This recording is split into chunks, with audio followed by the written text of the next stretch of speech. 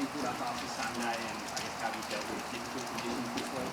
Yeah, it's been extremely difficult this week with the weather and still continuing today. So hasn't been the ideal preparation, to be honest, in terms of availability to fields and things like that. So yeah, look, it's been difficult, but the boys have pulled up well.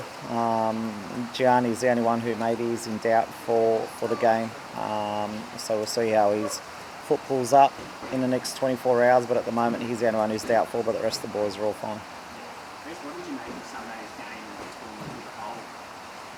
Yeah, it was difficult conditions, obviously. I thought we should have been 2 or 3-0 up at half time, and again, just watching the game the other night against the Wanderers, they certainly exploited Perth as well in a similar way. So yeah, I was a bit disappointed we weren't 2 or 3-0 up at half time, and then opened the door for that equaliser just before half time. But second half, Perth took a little bit of control of the game, and D'Agostino added a little bit of energy to their team and got in behind a couple of times. But our boys showed the resilience again and fight to come back, and I thought we were well worth the draw, and unlucky not to pinch it at the end with Newsy's little chance that he had, and could have easily won the game as well. Looking to Monday, what's the mentality for you, I guess, for the game like this? We're on top, but they have been set up as the informed team in this competition. How do you approach it? Yeah, look, for me, Melbourne City are the form team of the competition in terms of our rivals. They've convincingly beaten Sydney, Macarthur, Wanderers. That's a pretty good form guide in the last month or so. Melbourne Victory also. So yeah, look, they're a team who's improved significantly with the additions of Griffiths coming back in and the Boot coming back in.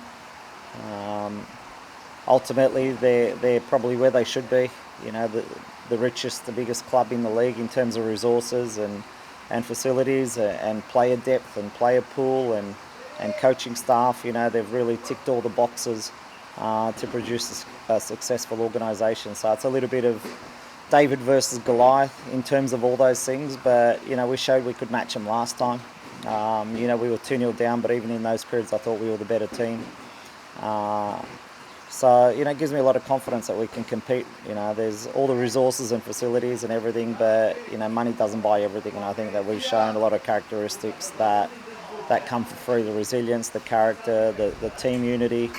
So a lot of positives to draw into the game, and then on top of that, we've had some quality play. We've defended really well, we've counter-attacked really well, we've controlled decent passages of different games really well. So a lot of players in good form, and a lot of belief and confidence coming into the team as well. So there's no reason we can't compete again away from home, and show that we really are also one of the form teams of the competition. You touched on a couple of them before. Same way we did last time. It's only really in the Boot and Griffiths that come in, and I say only with all due respect, they're fantastic additions to their team. But we'll play our game. We focused on them and look at all their strengths and weaknesses, but ultimately after that we'll focus on ourselves and do what we need to do to improve. We've shown over the last month that despite not controlling some large portions of different matches, that we're still very effective when we go forward. We're well coordinated in defence and in transition, so a lot of positives going forward. So we just need to improve a couple of aspects of our game, and as I said, we'll certainly be more than competitive on Monday night. Yeah, not at the moment. We've still got to get through 2 more wet sessions before then, so we'll see how we go.